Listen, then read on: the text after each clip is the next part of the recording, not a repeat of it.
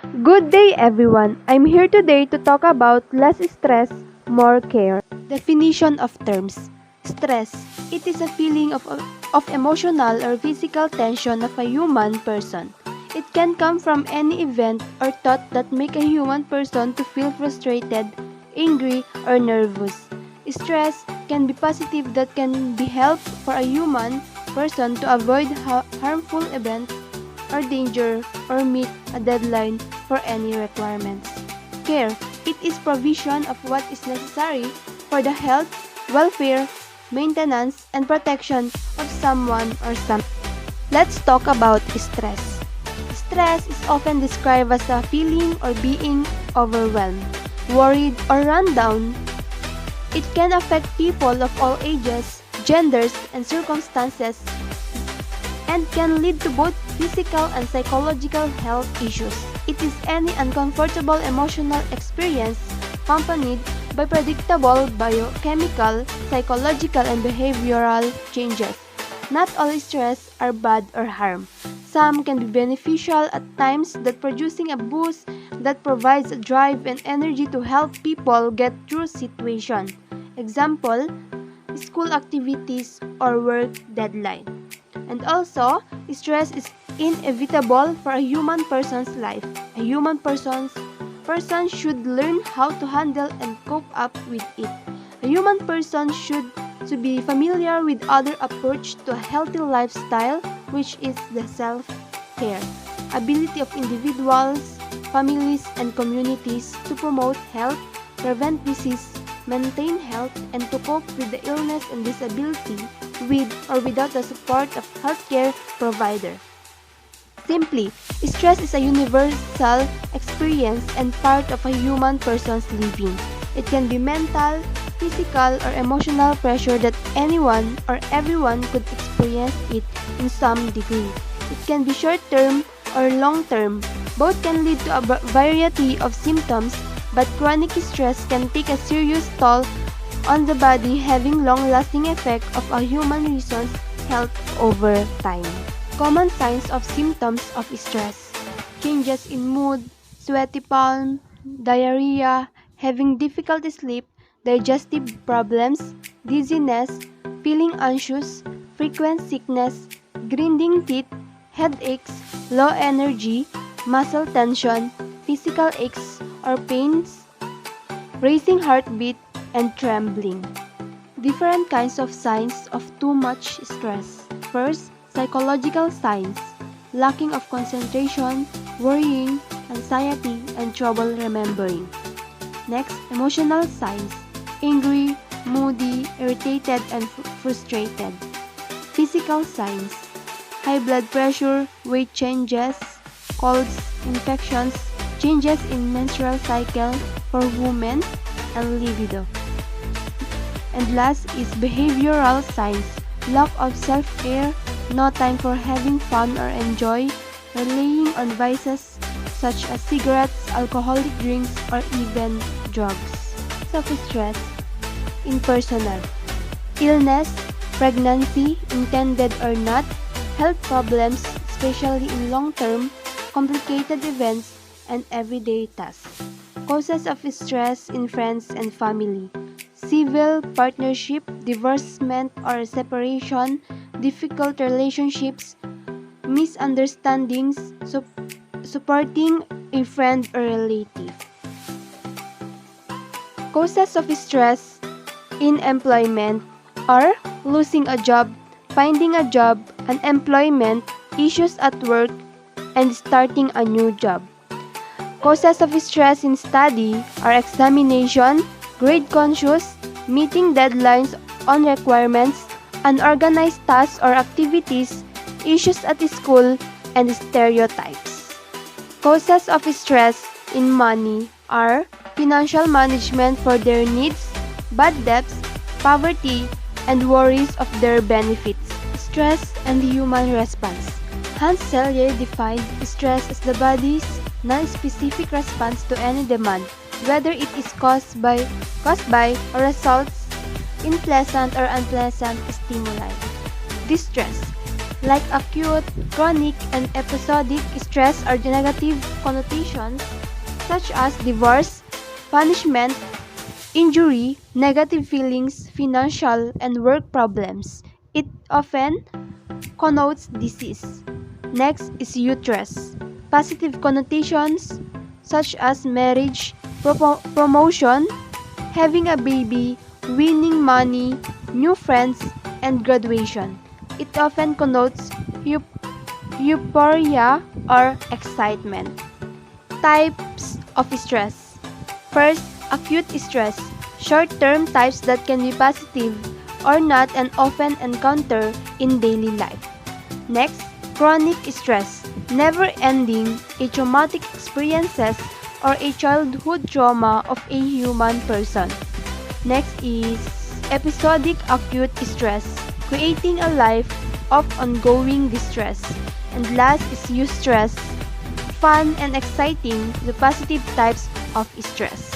3 stages of general stress syndrome. First is the alarm stage. The body is preparing fight to fight, acute stress syndrome. They involves a number of hormones and chemical excreted at high level as well as an increase in heart rate, blood pressure, perspiration, and respiration rate, among others. Common example when a person is really angry and getting out of burst, or maybe when a student feels a serious nervousness about on the deadline of his or her requirements. Second is the stage of resistance.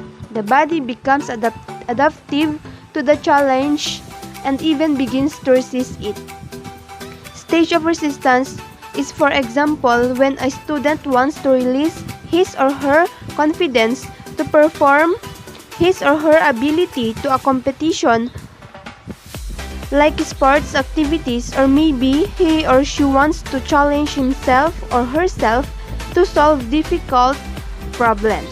And last is the exhaustion stage. The body dies because it has used up its resources of adaptation energy. Thankfully, few people ever experience this last stage. In this stage explains that when the body felt to give up on something that he or she cannot deal with it anymore. Stress diseases. These are the maladies caused principally by errors in the body's general adaptation process. They will not occur when all the body's regulatory processes are properly checked and balanced. They will not develop when adaptation is facilitated by improved perception and interpretation. The bigger problems with derailing the general stress syndrome and causing disease is an absolutely excess, deficiency, or disequilibrium in the amount of adaptation hormones. For example, corticoids, adrenocorticotropic hormone or ACTH, and growth hormones are produced during stress. Unfortunately, if stress is induced chronically, our defense response lowers its resistance since fewer antibodies are produced and inflammatory response swells. Adrenocorticotropic hormone or ACTH is a hormone that stimulates the production of cortisol. Cortisol is the steroid hormone made by the adrenal glands that is important for regulating glucose, protein, and lipid metabolism, suppressing the immune system response, and helping to maintain the blood pressure. The chronic stress. In the article entitled Understanding Stress Responses of the Health Harvard Journal 2017, chronic stress is unpleasant, even when it is transient. A stress situation, whether something environmental, such as looming work deadline, or psychological, such as persistent worry about losing a job, can trigger a cascade of stress hormones that produce or chest-rated psychological changes. It can make the heart pound and breathing quicken, muscle tense, and beads of sweat appear. The stress response begins in the brain. When someone confronts an oncoming car or danger, the eyes or ears or both send information to the amygdala, which interprets the images and sounds, an area of the brain that contributes to emotional processing. When it perceives danger, it instantly sends a distress signal to hypothalamus. When someone experiences a stressful event, the amygdala, an area of the brain contributes to emotional processing, send a distress signal to hypothalamus. These are of the brain functions like a command center, communicating with the rest of the body through the nervous system so that the person has the energy to fight or flee. Techniques to counter chronic stress. First, relaxation response. Dr. Herbert Benson, Director Emeritus of the Benson Henry Institute for Mind-Body Medicine at Massachusetts General Hospital, has devoted much of his career to learning how people can counter stress response by using a combination of approaches that elicit the relaxation response. These include deep abdominal breathing, focus on soothing words such as peace or calm, visualization of tranquil scene, repetitive prayer, yoga, and Tai Chi. Next is physical activity. People can use exercise to stifle and the build-up or stress in several ways. Exercise such as brisk walk shortly after feeling stress not only depends breathing but also help relieve muscle tensions. Movement therapies such as yoga, tai chi, and qigong going to combine with fluid movements with deep breathing and mental focus, of all which can induce calm. Last is social support. Confidants, friends, acquaintances, co-workers, relatives, spouses, and companions all provide a life-enhancing social net and may increase longevity. A cultural dimension and of stress and coping. Ben Kuo, 2010, reviews studies on cultural dimensions of stress and coping. His study, Culture's Consequences on Coping, Theories, Evidences, and Dimensionalities, published in the Journal of Cross-Cultural Psychology, states that in stress that coping, the interwoven relationship of culture and stress was implicated conceptually. The thesis postulates that a person's internalized cultural values, beliefs, and norms affect the appraisal process of stressors and the perceived appropriateness of coping responses faced by individuals regardless of culture, ethnicity, and race. But remember, of different culture might consider and respond the stressors differently with respect to coping goals, strategies, and outcomes. In this review, points to coping links to broad societal climate, individuals' acculturation and ethnic identity, primary or internally versus secondary or externally controlled orientation, accessibility and attitudes towards seeking social and family support, degrees of religious or spiritual beliefs and identifications. Together, these findings further underscore the significance of person-cultural environment interaction in the coping process and primary corroborating evidence in support of the contextual and transactional theories of coping. Kuo, 2010. Self-care therapy, a positive way to counter stress. Nancy Apperson, 2008, of Northern Illinois University, has provided steps for self-care. First is stop, breathe, and tell yourself, This is hard and I will get through this one step at a time. During an unexpected crisis, we face the dealing with the new reality and it takes time to incorporate what happened to our everyday lives. Identify the step you need to take first. Write them down and focus on each one step one at a time. Next is acknowledge to yourself what you are feeling. Our feelings are normal, so accept what you are feeling. Once you recognize, name, and accept your feelings, you feel less out of control. You can then find a comfortable place to express your feelings and not hurt yourself or lash out at someone else. Find someone who listens and is accepting. You don't need advice, you need to be heard. Sharing our story is how we begin to accept whatever happened and integrate it our new reality. Maintain your normal routine as much as possible. Be realistic with what you can do and remember everything right now will take you longer to do. Avoid making decisions based on the stress you feel right now. Allow plenty time for a task. You will not be as productive as you normally are. Accept how much you are able to do it right now and recognize it will not be this way forever. Take good care of yourself. Remember to get enough rest and sleep at least 6 hours and not more than 9 hours.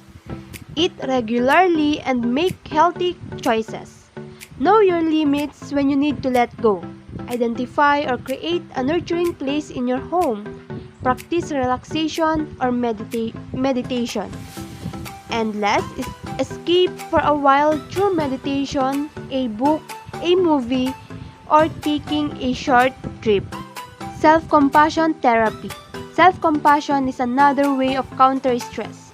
According to Kristen Neff, self-compassion entails being warm and understanding towards ourselves when we suffer, pain, or feel inadequate rather than flagellating ourselves with self-criticism. Self-compassion praises. When you're feeling stress or emotional pain, perhaps you are caught up in a traffic jam, are arguing with loved ones, or being inadequate in some way. It was helpful to have a set of phrases memorized to help you remember to be more compassionate on yourself in the moment. Take a deep breath. Put your hand over your heart or gently hug yourself and repeat the following phrases. This is the moment of suffering. Suffering is a part of my life. May I be kind to myself. May I give up myself and compassion I need. Self-compassion and emotional well-being. Self-compassion has been found to be strongly associated with positive emotional well-being. Self-compassion was found to be associated inversely with anxiety and depression and positively with social connectedness. Self-compassionate is not merely a matter of looking on the bright side of things or avoiding negative feelings. Self-compassionate people recognize when they are suffering but are kind toward themselves at these moments, acknowledging their connectedness with the rest of humanity. Self-compassion appears to bolster positive states of being as well. By wrapping one's pain in the warm embrace of self-compassion, positive feelings are generated that help balance the negative ones. Self-compassion, motivation, and health. While the motivational power of self-criticism comes from the fear of self-punishment, the motivational power of self-compassion comes from the desire to be healthy. Self-compassionate people are more likely to take responsibility for their past mistakes while acknowledging them with a greater emotional calmness. Thus, self-compassionate people are motivated to achieve but for intrinsic reason, not because they want to garner social approval. Self-compassion versus self-esteem. Self-esteem refers to the degree to which we evaluate ourselves positively. It represents how much we value ourselves and is often based on comparisons with others. Self-compassion refers to a way of relating to ourselves and not based on positive judgments or evaluations. In self-compassion, you don't have to feel better than others to feel good about yourself. It also offers more emotional stability than self-esteem because it is always there for you when you're on top of the world or when you fall flat on the surface. Self-compassionate letter. An example of self-compassion exercise is the self-compassionate letter. This exercise has been used in therapeutic programs. List of self-compassionate letter exercise as provided by NEF 2012. How would you treat a friend? How do you think things might change if you responded to yourself in the same way you typically respond to a close friend when he or she is suffering? This exercise walks you through it.